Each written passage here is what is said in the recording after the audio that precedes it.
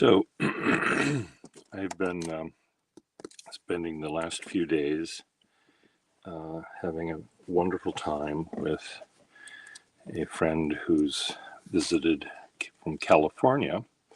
He and his wife and daughter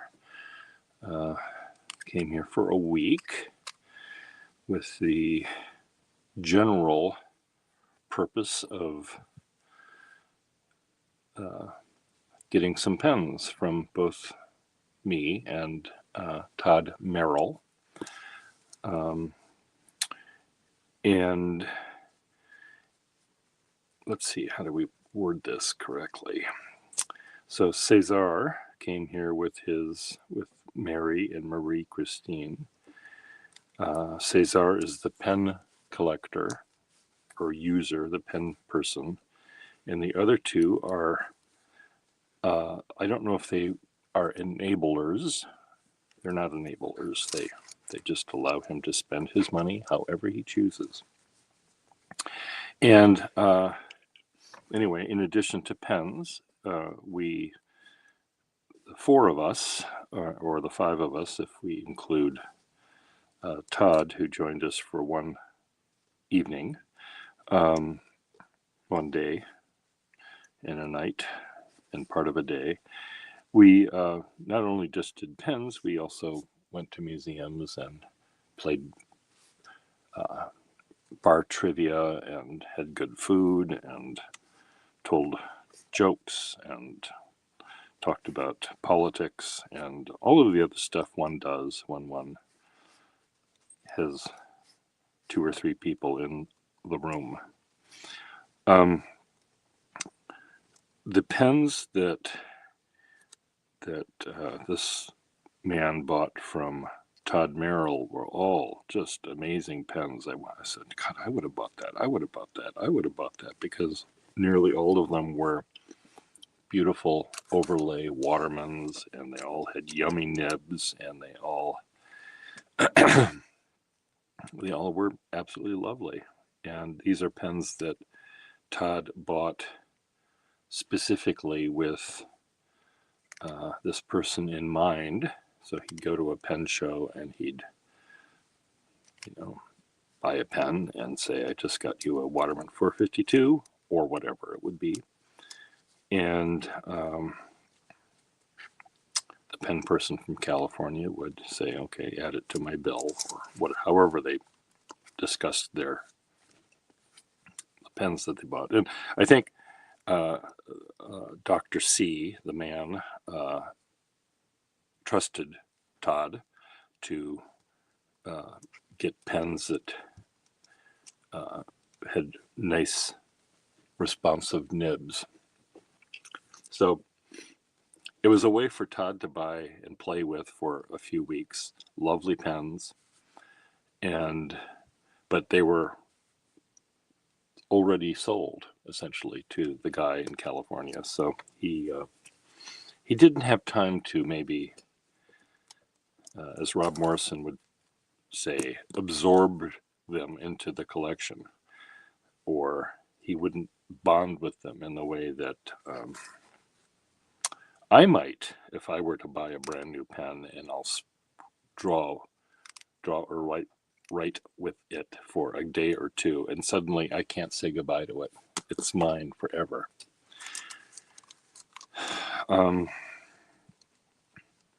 But I have too many pens. Even for me, I have too many pens.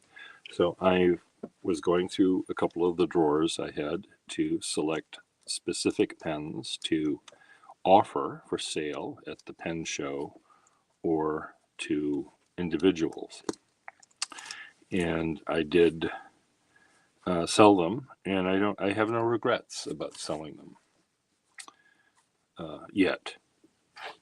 I don't have any regrets. There may be a time when I'll say, now where is that pen? I knew I had it. It had a really, really nice nib, and it was one of these kind of pens, this era, and it had a really nice nib. Where the heck is that? And then I'll remember, oh, I know where it is. It's in the capable hands of Dr. C in California. And so each of the pens, nearly all of the pens he bought from me had, well, they all had great nibs. Some were more flexible and fun, the things that I normally am a little bit hesitant to let go. But I have so many of these pens now that I really don't need 2,000 of them. And some of the pens I sold Dr. C and looked at for the first time in a couple of years are pens I haven't used in 10 years. And a pen that I don't use is like my vacuum cleaner that I don't use. I just stub my toe on it all the time as I walk on my filthy, dirty, dusty floor. I keep stubbing my toe against this useless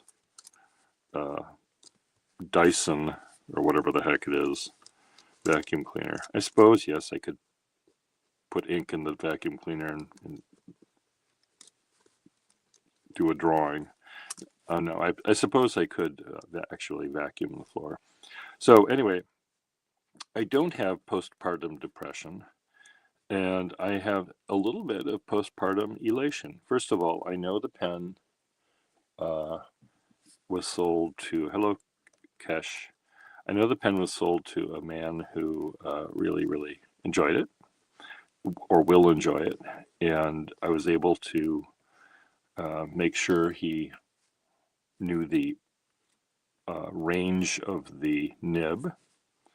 There were some, he bought 2 Franken-pens from me, and I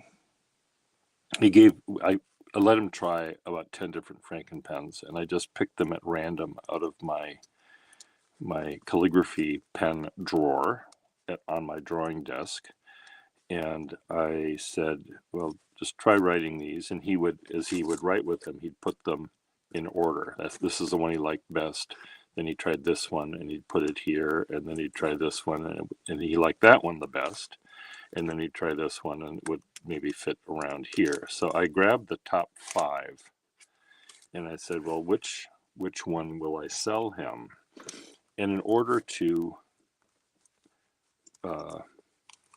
make it easier for me to sell them, I would take the nib out of the holder that it was in, because he didn't care about the holder.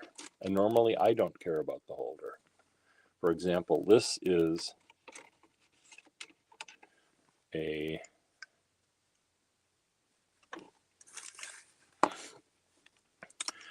solid gold 512, Waterman 512, beautiful engraving, initials here, the date 1907 down there, and I didn't want to sell this to anyone. I don't, but I put into its little holder, into the bow of the thing, I put a Victorian dip nib. And if he really loved this dip nib, and he did really like it, I would take this dip nib out and put it in a plain black hard rubber Waterman. So he doesn't have to pay the extra $600 or whatever this pen is worth, $1,000, for the solid gold version. He's going to buy the nib in a plain black hard rubber version, and like this one. This is a Swan, but pretend it's a Waterman, or a Waterman 12. So I made it easier for me to sell the pen because I was selling just the nib in this case, put into usually an off-brand holder.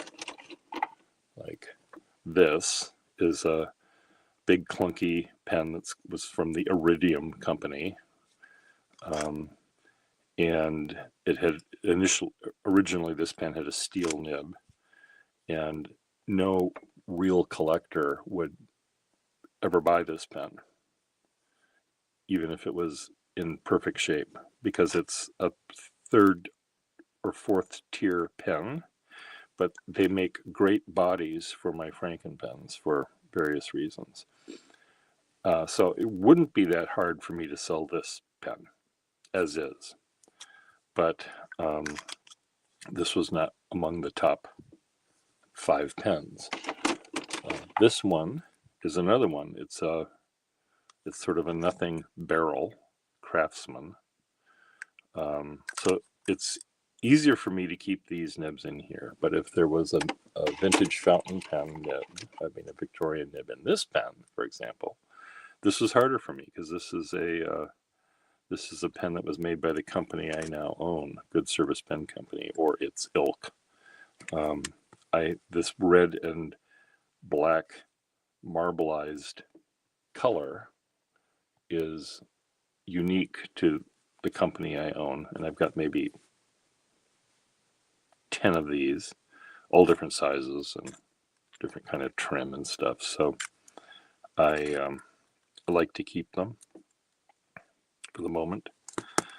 So anyway, I'm very happy that, first of all, I was able to sell some of the pens I normally say I don't sell, and I was able to make this collector in California, this pen user in California, very happy, because he was getting pens that he's going to enjoy using a lot. It's easy for me to sell a pen when I'm talking to the person face to face. It's very difficult for me to sell a pen through the mail, because I don't know how they hold the pen. I don't know how they're going to use the pen. It's just really, really tough. So if you want to buy a pen from me, take a trip to Boston. Yeah, I know it's expensive, but find a reason to come to Boston and then visit me. Find a different reason. Okay, is that Esterbrook 2 the one you sent me? Is that Esterbrook 2 the one you sent me? The Esterbrook pen that I sent you, Kesh, I think was all black. It's a perfectly good fountain pen. I used to sell them a lot. I stopped selling them because it took just as long, really, to sell an Esterbrook as it did to sell a pen that had a gold nib. And the time it takes to sell a pen to a person face to face is like 3 hours. And 3 hours to sell a pen that I'm making a $10 profit on is not wise for me to do. If I be able to sell a pen for $100 profit and it takes me 3 hours to do it, that I can, the tiny brain cell that is businessman oriented says, okay, that's a good use of your time, Mr. Gustafson.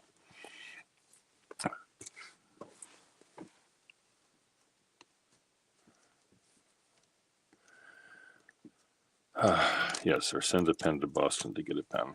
Well, he was coming here to see his sister get into college safely, not to buy a pen. That was an added task you gave him, and it was fun to meet him, and I was able to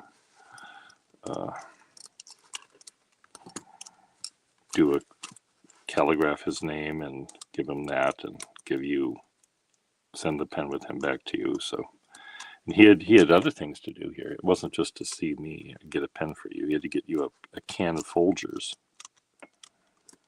Maxwell House or whatever it was, Folgers, I guess. So.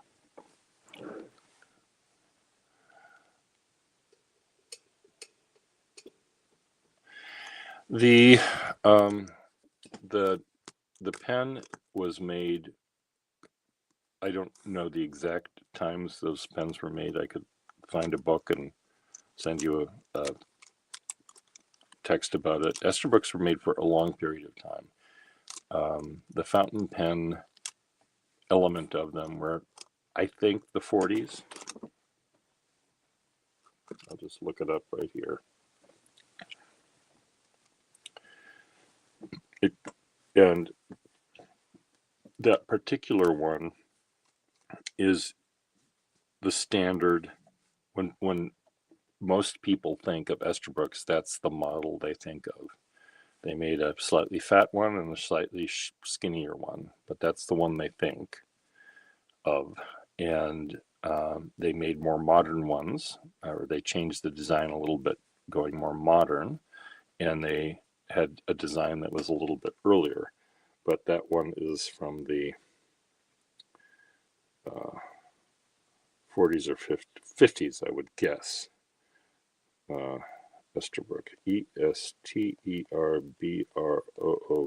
vintage.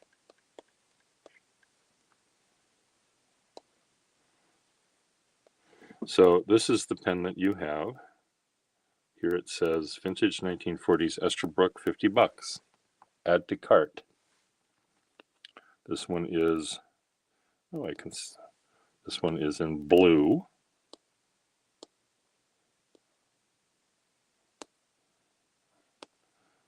And it has a chip on the back of its thing, so they still have the nerve to charge $50 for it. Here's one for $40. That's a wearer. That's not an Esterbrook.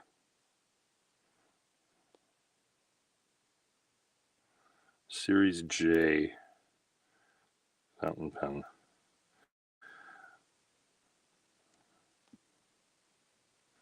So you could get them in these various colors: green,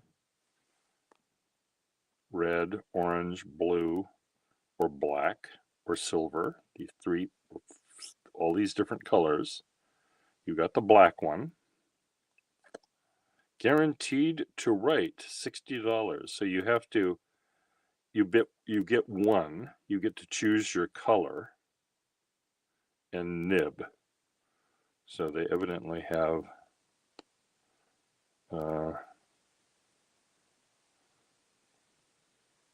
half of them are sold. More than 10 are available.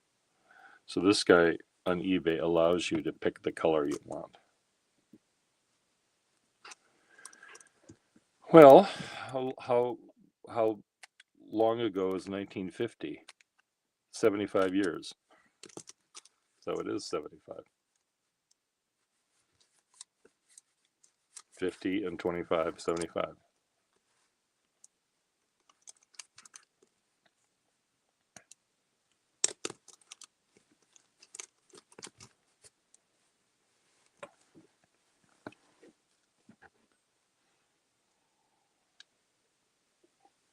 There. It's older than me, but by only 6 years.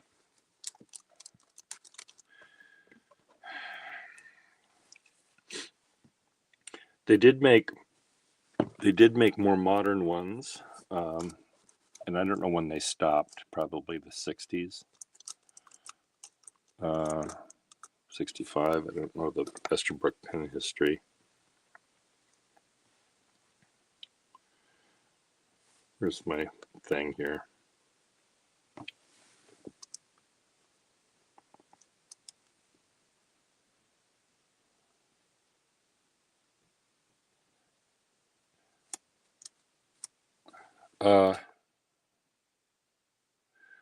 Well, it was manufactured in 1950, give or take a couple of years. That pen that you have is that old. There is a modern company that calls themselves Esterbrook. Their pens look nothing like the original ones, and they're very expensive.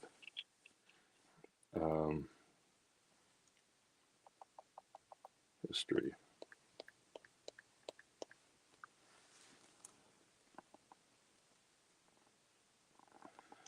Well, it's way too good. So the Esterbrook was founded in 1859. and it in 1970s it stopped.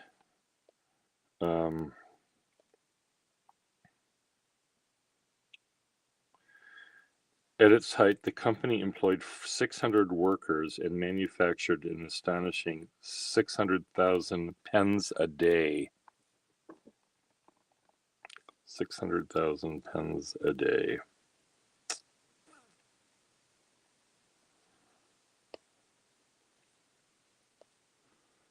So that's pretty good.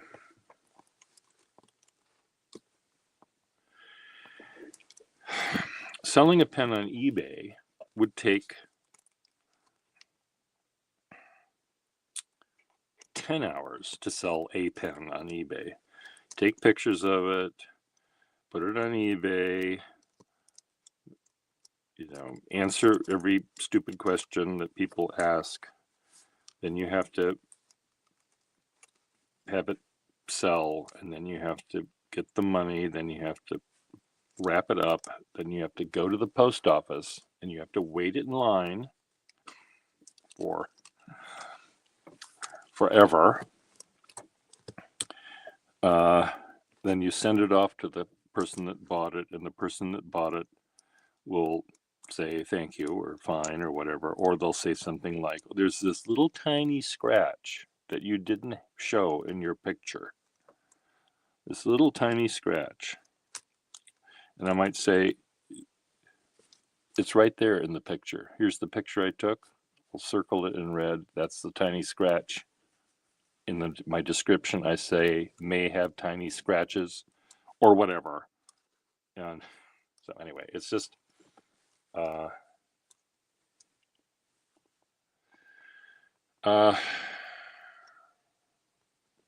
coolest pen.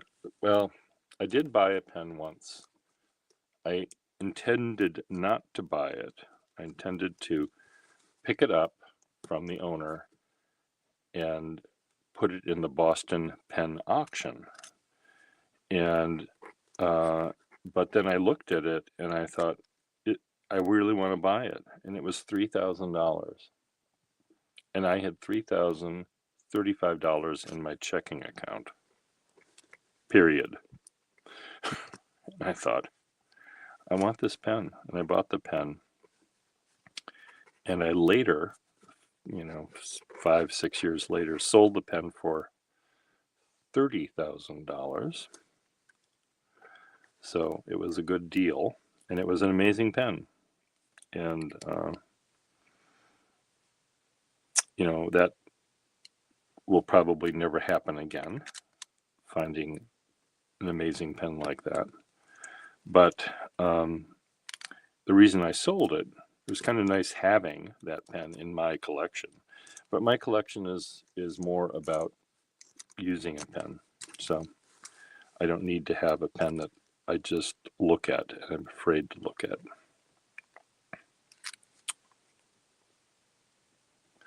Well, it is bonkers, but that's what they go for. And I don't know what that pen is worth now. $50,000, $60,000. I have no idea. It's right now the most valuable pen in my collection is maybe $3,000. I don't even know. I learned recently that this nib, let me just find a nib, a number 2 size nib is, here, I'll just take this one out.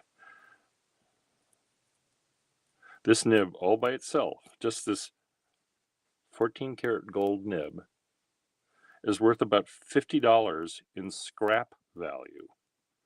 To melt this down, I'd get $60, $50-$60 in cash. And I just sold 2 of these to someone, one for 75 and one for 40, or 50, I forget now, for working pens. And the nibs were really nice. One was a stub and one was I was told later that the price of gold is up. Scrapping them has now added added value to this. I mean, they were always gold, and gold was always expensive, but I never got to the point where I was, in fact, I sold a pen just the other day for yesterday for $40, and it probably had a $50 nib in it. So call me crazy. Anyway.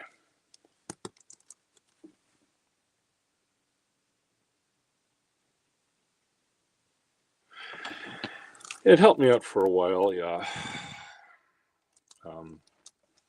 Paid some bills, and anyway. The pens I sold the other day, yesterday, added up to $1,500, and that was for a lot of pens.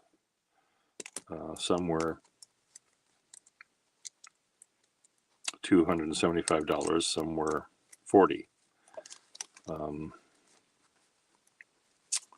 So I'm happy that they're in good hands, and I would like to maybe sell more of these pens. I do need to look to see actually what prices are going for on eBay, though, for some of these, because I've been out of the loop for a while. I don't know what collectors will pay for this pen. And before I sell it, I should try to find out on eBay what people have been paying for them. Because if someone's going to pay $500 for a pen, let's say, they generally have done their research, and they'll know that that's the going rate for those. The pens on eBay that may not may be sold for less than I think they should might be a pen like this that has a name engraved on it. Most pen collectors don't like that. It doesn't bother me in one bit. So, but that little name is probably taken off at least $150 off the value of this pen for a collector.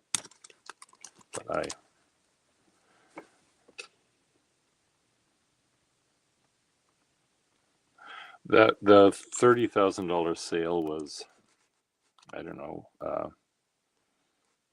20 years ago. It was, I think, before it was after I turned 40. But not very long after I turned 40. And I didn't get all cash. I didn't just get a big mountain of cash. The guy had a year to trade, to pay me.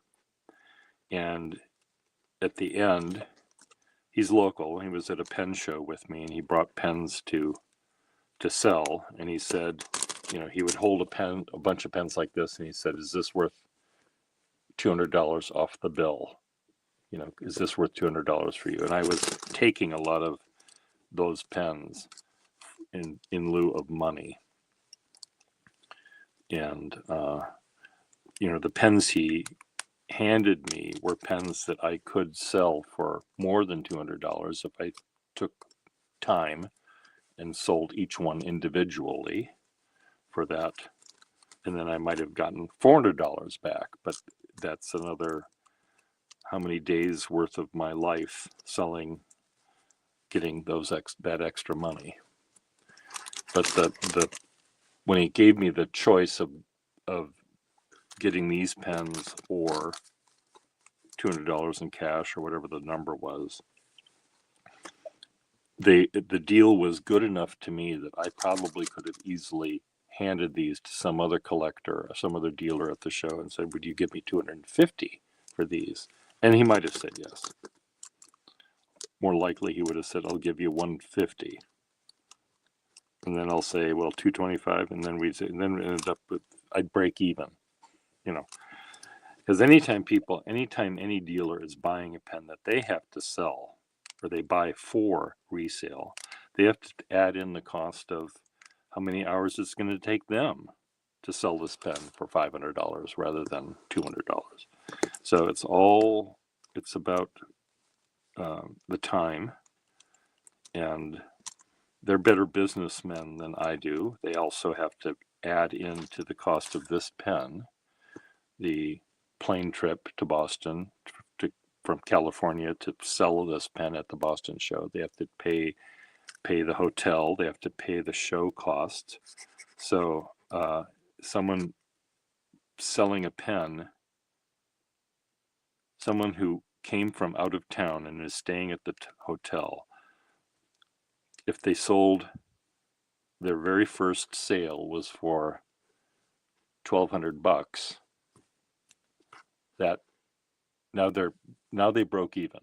They start off $1,200 in the hole, or whatever the costs of plane and hotel and stuff are. So that's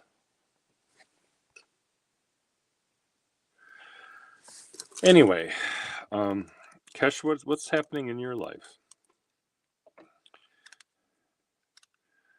Do you suffer from postpartum depression when you let go of something? I suppose you're a songwriter, and you create a song and you put it out there. You're probably very happy that people are enjoying it and listening to it, and their friends are enjoying it and listening and want to buy a new record from you. So it's probably pretty good when you're selling music. When you're selling a picture, a painting in a frame, I sold some art to the guy that bought the pens, and I don't really have postpartum depression over art that I make, because I've enjoyed it. I enjoyed making it. I've enjoyed creating it, and I enjoy people enjoying it. I think the only thing I would be kind of sad about is if they bought something only for themselves and they never wanted to share it with anyone else. That would be kind of sad.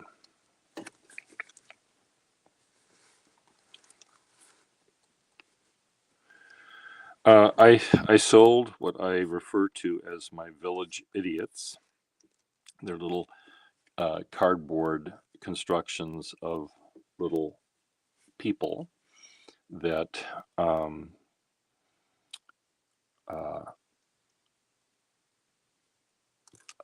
I sell for $10 each.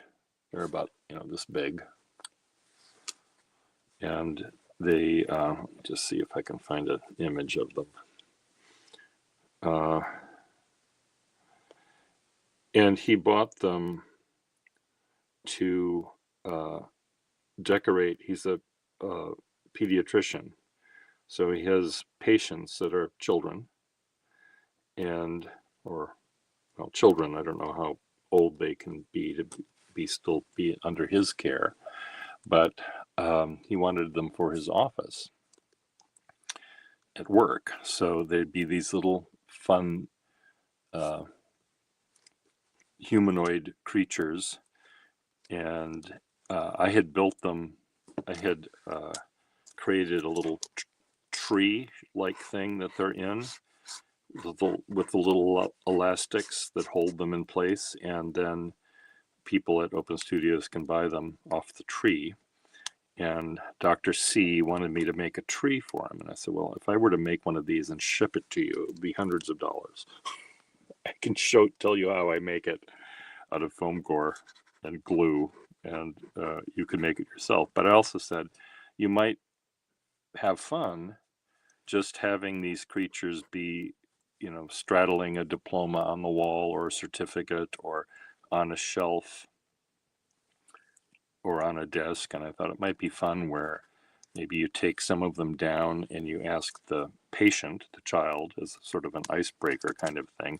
Well, let's see, Jimmy, where do you think we should put these creatures? I put some of them up, but I don't know where the other ones are going to go. Can you help me? And that would be a way for 3 minutes of that child's life being nervous in a doctor's office to maybe get used to the guy. And I thought that would be sort of fun. So I hope that's what he does. Uh,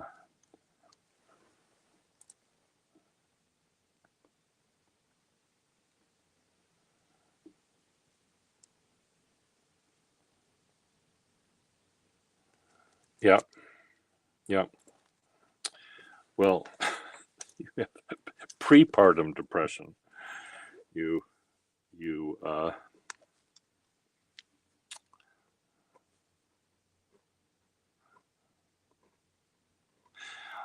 I think that does that. That's if you come here, I think, for work, a work visa or a student visa. If you come here as a tourist, I don't think he's charging you that much to come here as a tourist. Tourist. I think that's only if you're coming here to take away the job of an American. But I don't know that. I don't know whether tourists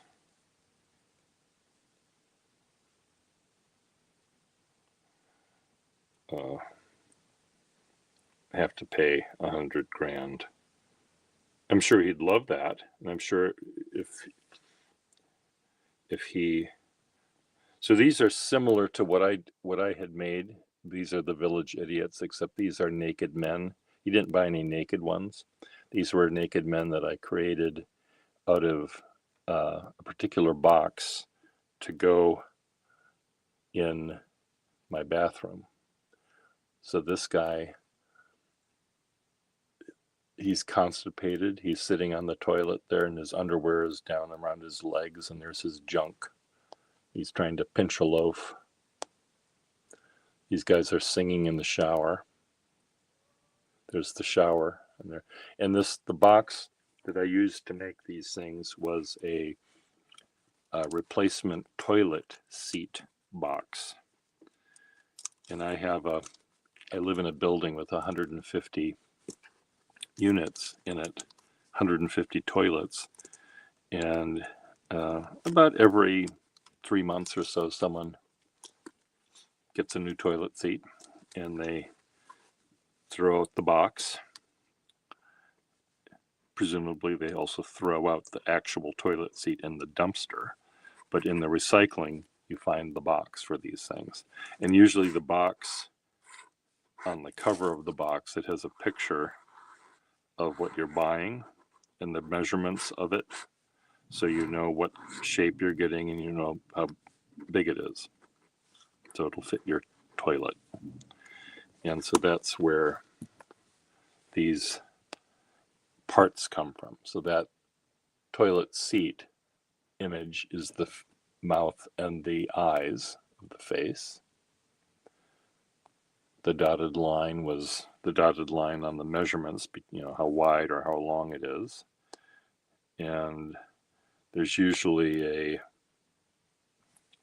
this was OLO from the word color, maybe. And it turned into junk.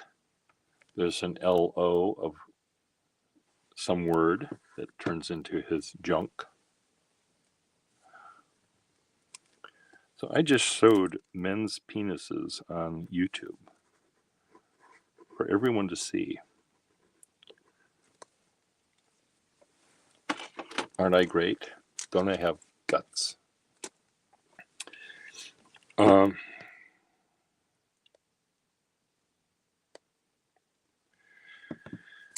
Okay, I need more coffee and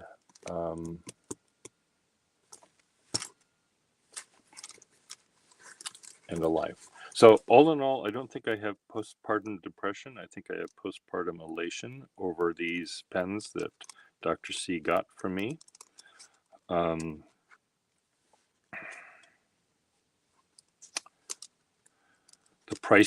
The prices included sort of a bulk discount. He was buying more than one pen. So I sort of discounted each by 10, 15% maybe, than if he just bought one.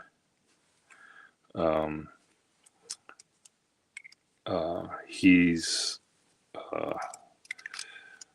and I know he knew that I was giving him a fair price.